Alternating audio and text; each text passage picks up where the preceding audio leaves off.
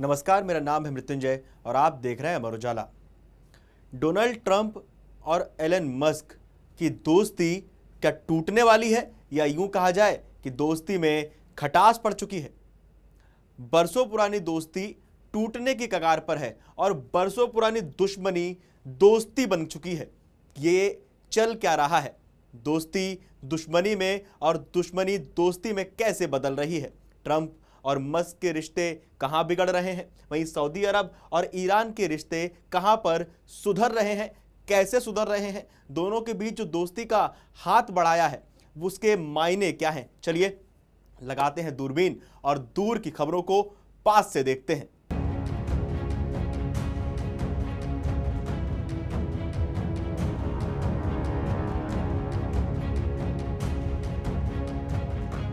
पहली खबर सऊदी अरब की।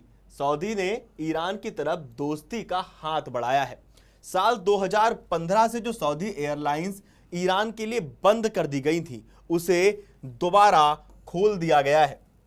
यही नहीं, ईरान जो फ्लाइट्स है वो हज यात्रियों के लिए शुरू की गई, यानी हज के माध्यम से, हज यात्रा के माध्यम से ईरान और सऊदी अरब के बीच दोबारा एक नई दोस्ती की शुरुआत हो रही है। इसके अलावा ईरान के पूर्वोत्तर शहर मशहद से भी उड़ानें रवाना होंगी, जिससे 35,000 से ज़्यादा ईरान के हज यात्री एयरलाइंस के जरिए सऊदी अरब जा सकते हैं। ये वो पहल है जो करीब 7 साल की कट्टर दुश्मनी के बाद शुरू हुई है। ईरान की तरफ से और सऊदी अरब की तरफ से जो रिश्ते हैं वो सुधरते हुए नजर आ रहे हैं। इससे पहले ईरान के लोग केवल हज सीजन के दौरान ईरानी चार्टर्ड फ्लाइट से ही सऊदी अरब जा सकते थे, यानी जो फ्लाइट्स अब हज यात्रियों के लिए शुरू की गई है उससे पहले ईरान से सऊदी अरब सिर्फ और सिर्फ लोग चार्टर्ड फ्लाइट से ही जा सकते थे। वहीं हज यात्रियों के लिए किराए पर विमान लेकर ही सऊदी अरब जाने की इजाज़त थी, क्योंकि प्रतिबंध लगा हुआ था। हज यात्री जो थे या तो सिर्फ चार्टर्ड विमान से जा सकते थे या फिर सिर्फ और सिर्फ अपना किराए का विमान लेकर ही वहां जा सकते थे। साथ ही मार्च 2023 में चीन ने सऊदी अरब और ईरान के रिश्तों में मध्यस्थता की और दोनों के बीच समझौता कराया। मार्च 2023 में चीन ने ईरान और सऊदी अरब के बीच मध्यस्थता की थी। उसके बाद दोनों के रिश्तों में थोड़ा बहुत सुधार आना शुरू हुआ था, हालांकि पूरी तरह से वो रिश्ते सुधरे नहीं थे। इसके बाद इस समझौते के बाद चीन ने जो ईरान और सऊदी अरब के बीच समझौता कराया था, उसके बाद ईरान ने सऊदी की राजधानी रियाद स्थित अपने दूतावास को दोबारा खोला और ईरान के हज यात्रियों को सऊदी अरब में इज्जत भी मिलने लगी। यानी जब दोनों के बीच मध्यस्थता हो गई, समझौता हो गया, उसके बाद दूतावास खोला गया। ईरान ने सऊदी अरब में अपना दूतावास खोल दिया और उसके बाद जो ईरान से सऊदी अरब आने वाले हज यात्री थे उनको इज्जत की नज़र से देखा जाने लगा। इससे पहले ऐसा नहीं था, क्योंकि दोनों देशों के रिश्तों में खटास आ चुकी थी। और ये खटास क्यों आई थी ये भी हम आपको बताएंगे। ईरानी राष्ट्रपति ने कहा कि ईरान और सऊदी की दोस्ती से क्षेत्र के इस्लामी देशों में भाईचारा बढ़ेगा। MBS ने भी कहा कि ईरान के साथ रिश्ते बेहतर करना सऊदी के हित में है। ये अचानक से दोनों देशों के बीच हृदय परिवर्तन कैसे हुआ? जो करीब 7 साल पुरानी दुश्मनी थी, वो दुश्मनी हुई क्यों थी वो भी बताएंगे। ये दुश्मनी दोस्ती में कैसे बदलती चली गई, ये कैसे करीब आ गए कट्टर दुश्मन। नवंबर 2024 में इस्लामिक देशों की एक आपात बैठक में ईरान के उपराष्ट्रपति मोहम्मद रेजा आरिफ ने सऊदी क्राउन प्रिंस से मुलाकात की थी। इसके बाद दोनों देशों में जो दुश्मनी थी, जो दोनों देशों के बीच दुश्मनी चल रही थी, उसका कारण क्या था? उसका सबसे बड़ा कारण एक ये भी कहा जा रहा है, रिपोर्ट्स में बताया गया कि ईरान जो है वो शिया इस्लाम का केंद्र है और सऊदी अरब सुन्नी बहुल मुस्लिम देश है। यानी शिया और सुन्नी का जो विवाद रहता है, शिया और सुन्नी की जो मतभेद, जो लड़ाई रहती है, वो ईरान और सऊदी अरब के बीच देखने को मिली थी।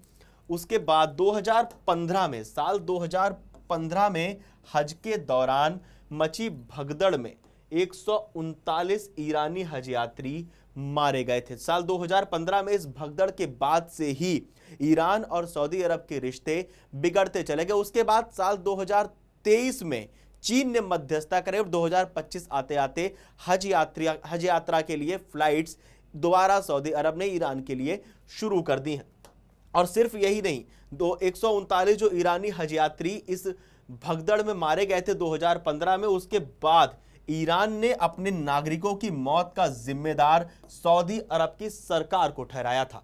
सऊदी अरब की सरकार को जिम्मेदार ठहराया था ईरान ने कि जो 134 लोग उस भगदड़ में मारे गए हैं उसकी जिम्मेदार सऊदी अरब की सरकार है। और यहीं से सऊदी अरब और ईरान के रिश्तों के बीच खटास पड़ने लगी। 2016 में सऊदी अरब के एक प्रमुख शिया धर्मगुरु अल निम्न समेत 46 लोगों को आतंकवाद के आरोप में फांसी दे दी थी। यानी सऊदी अरब ने एक प्रमुख शिया धर्मगुरु अल निम्न समेत 46 लोगों को आतंकवाद के आरोप में फांसी दे दी थी। इस 2015 में हज यात्रा में 134 लोग मारे गए थे। उसके बाद सऊदी अरब ने शिया धर्मगुरु अल निम्न समेत 46 लोगों को आतंकवाद के आरोप में फांसी दी, जिसके बाद ये रिश्ते जो है और उलझते चले गए। दोनों के देशों के बीच मतभेद शुरू होता चला गया।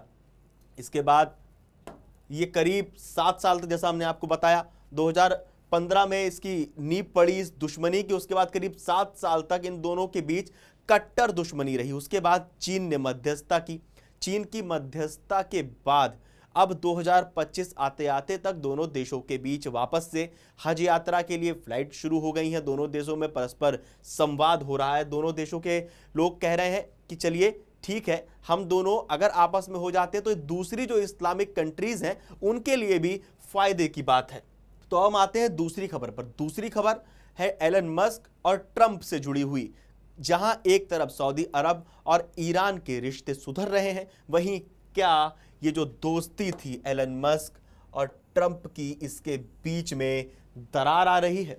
एलन मस्क जो कि दुनिया के सबसे अमीर आदमी है और ट्रंप जो कि अमेरिका के राष्ट्रपति हैं, और खुद को ट्रंप जो है वो बहुत ताकतवर समझते हैं और अमेरिका के राष्ट्रपति की ताकत आप भी जानते हैं। लेकिन एक इंटरव्यू में एलन मस्क ने जो कहा उससे हलचल मच गई। एलन मस्क ने कहा कि मैं काफी कुछ कर चुका हूं, और यही नहीं, इसके बाद एलन मस्क ने कहा कि अब मैं राजनीति पे कम खर्च करूंगा। इसके मायने क्या हैं?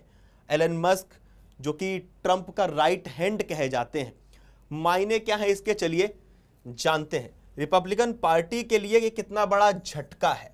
मस्क का ये निर्णय अगले साल के मिड टर्म चुनाव से पहले रिपब्लिकन पार्टी के लिए एक झटका हो सकता है। आपको बता दें कि अगले साल अमेरिका में मिड टर्म इलेक्शन होने, और इस जो मिड टर्म इलेक्शन से ठीक पहले, कुछ ही समय पहले एलन मस्क का ये जो निर्णय था, एलन मस्क ने जो ये ऐलान किया कि अब वो काफ़ी कुछ कर चुके हैं और वो राजनीति में कम खर्च करेंगे। यानी जो उनकी फंडिंग है, जो दुनिया के सबसे अमीर आदमी की फंडिंग अमेरिका की राजनीति में होती थी, अब वो कम हो जाएगी।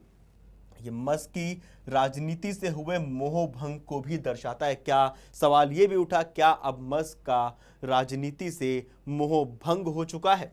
मस्क ने 2024 के राष्ट्रपति अभियान में ट्रंप के समर्थन में कम से कम $250 मिलियन, लगभग 2138 करोड़ रुपए खर्च किए थे। यानी 2024 में जिस मस्क ने ट्रंप के राष्ट्रपति ट्रंप का जो अभियान था, जब चुनाव लड़ा जा रहा था, उसमें $250 मिलियन खर्च किए थे, और अचानक से वही मस्क ये कह रहे हैं कि अब वो राजनीति पर कम खर्च करेंगे।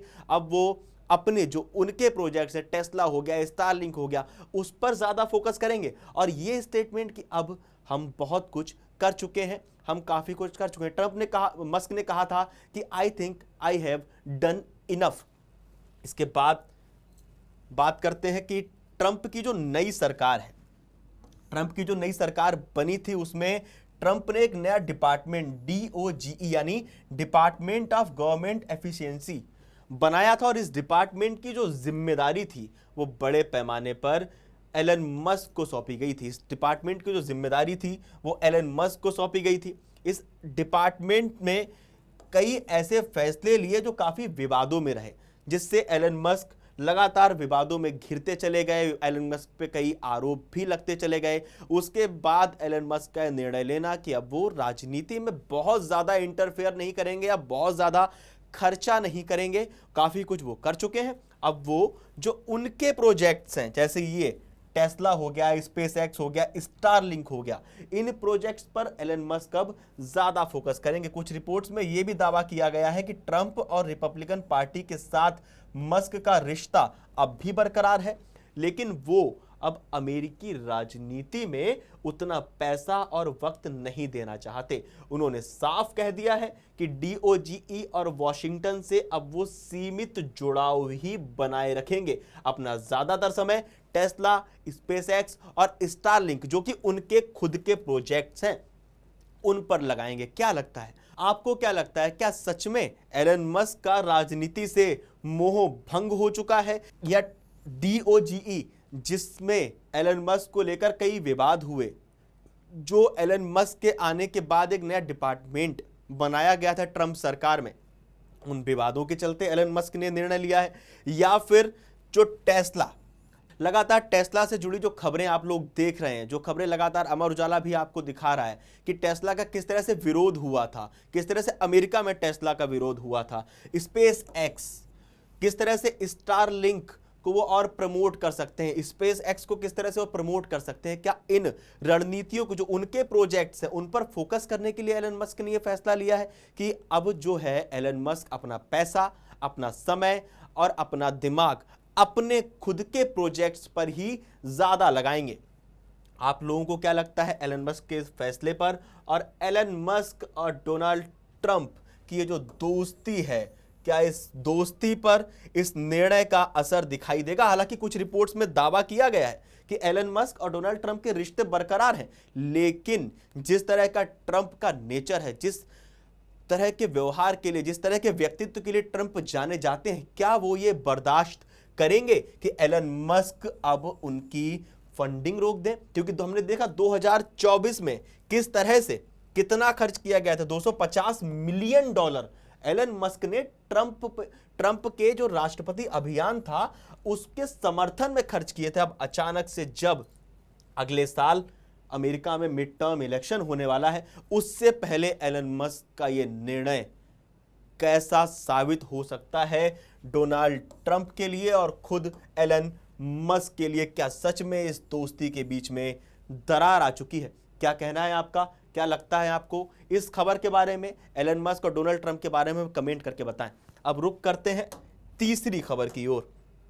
तीसरी खबर भी अमेरिका से जुड़ी हुई है और तीसरी खबर भी डोनाल्ड ट्रंप से जुड़ी हुई है। डोनाल्ड ट्रंप जो कि अमेरिका को सबसे ताकतवर बनाना चाहते हैं, डोनाल्ड ट्रंप जो खुद को सबसे ताकतवर समझते हैं, डोनाल्ड ट्रंप जो कि अमेरिका के राष्ट्रपति, और अमेरिका के राष्ट्रपति की ताकत आप लोग भी जानते हैं, उसी ताकत, उसी पावर को और बढ़ाने के लिए डोनाल्ड ट्रंप ने एक और फैसला लिया। डोनाल्ड ट्रंप ने कहा है कि हम golden dome missile defence shield के बारे में ऐतिहासिक घोषणा कर रहे हैं। ये कुछ ऐसा है जो हम चाहते हैं।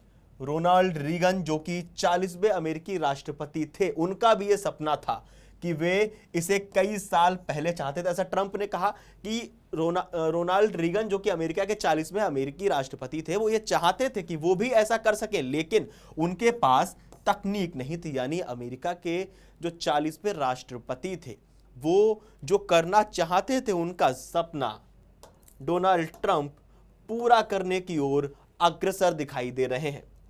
साथ ही ये कुछ ऐसा है, डोनाल्ड ट्रंप ने आगे क्या कहा? डोनाल्ड ट्रंप ने कहा कि ये कुछ ऐसा है जो हमारे पास होगा, हम इसे उच्चतम स्तर पर रखने जा रहे हैं।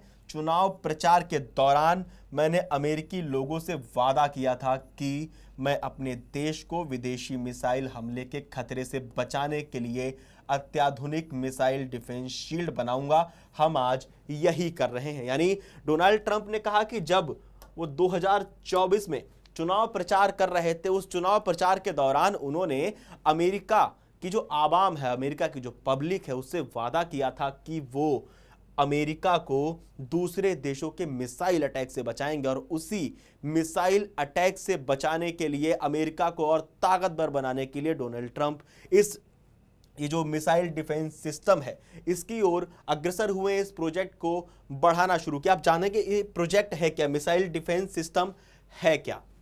पहले ट्रंप के दावे की बात कर लेते हैं। ट्रंप ने जो दावा किया है, ट्रंप के दावे में कहा गया है कि 2029 तक ये जो प्रणाली है, ये जो मिसाइल डिफेंस सिस्टम है, ये लागू कर दिया जाएगा, ये चालू कर दिया जाएगा। लेकिन डोनाल्ड ट्रंप ने व्हाइट हाउस के ओवल ऑफिस में ऐलान करते हुए कहा कि वो चाहते हैं कि 2029 तक ये प्रणाली पूरी तरह से चालू हो जाए, यानी उनके कार्यकाल के अंत तक वो ये कीर्तिमान रच दें।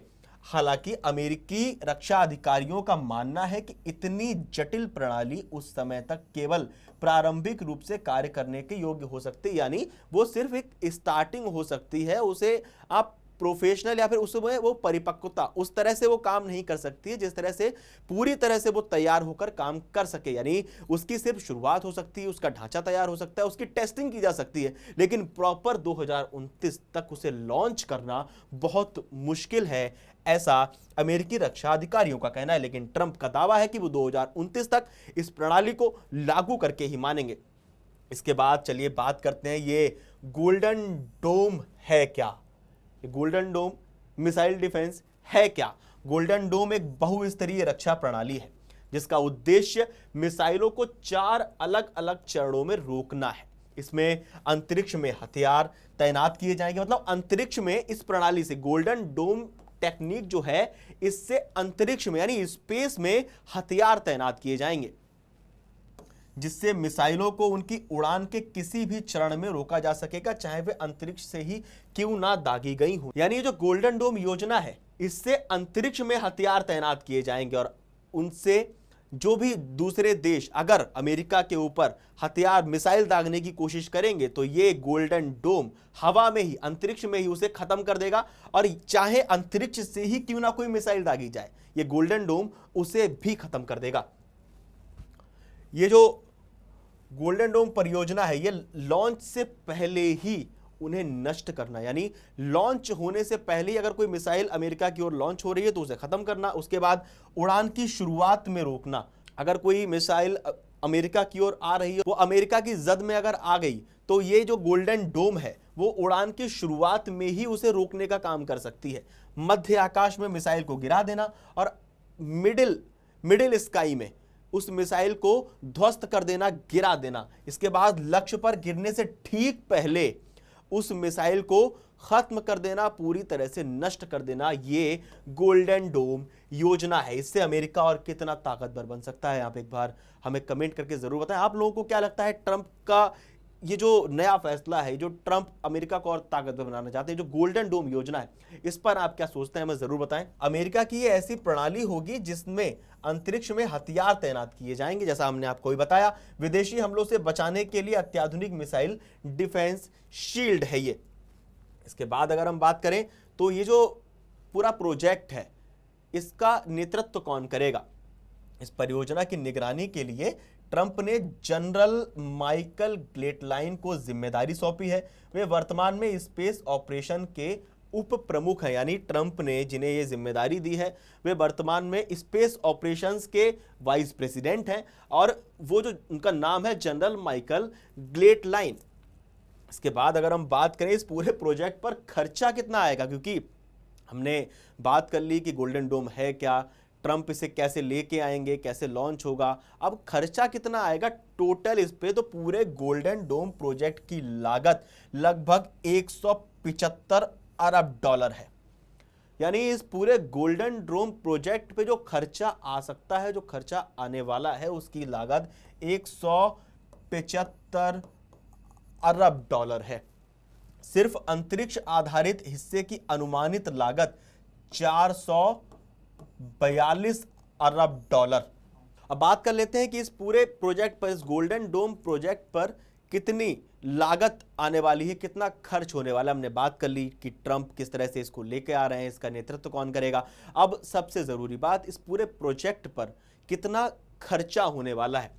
इस पूरे प्रोजेक्ट पर की जो लागत है वो लगभग 175 अरब डॉलर है, 175 अरब डॉलर।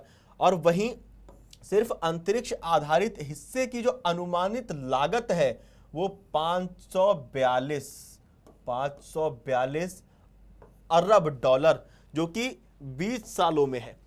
यानी 20 सालों में इस प्रोजेक्ट पर 542 अरब डॉलर की अनुमानित लागत आ सकती है। वहीं ट्रंप ने प्रारंभिक खर्च के लिए 25 अरब डॉलर की मांग की है। यानी इस पूरे प्रोजेक्ट की जो लागत है 175 अरब डॉलर है।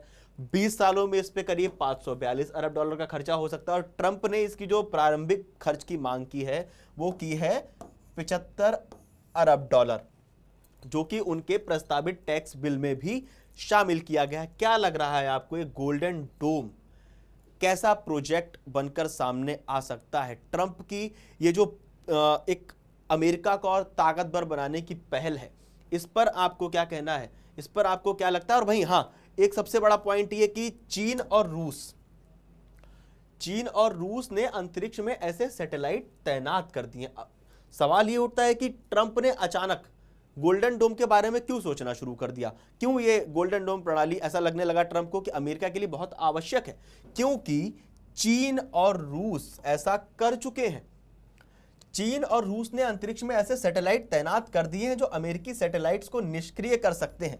रूस एक ऐसा परमाणु हथियार विकसित कर रहा है जो अंतरिक्ष में मंडरा सकता है और समय आने पर आसपास के सैटेलाइट्स को नष्ट भी कर सकता है। यानी रूस जो है वो अंतरिक्ष में परमाणु हथियार भी तैनात करने की योजना बना रहा है, उस प्रोजेक्ट पर भी काम कर रहा है। और चीन और रूस ये गोल्डन डोम प्रोजेक्ट पहले से ही एक सैटेलाइट तैनात कर चुके हैं कि अगर चीन और रूस की तरफ कोई हथियार आता है, कोई मिसाइल आती है, तो उसे अंतरिक्ष में ही खत्म कर दिया जाए, उसे हवा में ही नष्ट कर दिया जाए। उसके बाद डोनाल्ड ट्रंप का ये फैसला क्या लगता है आपको?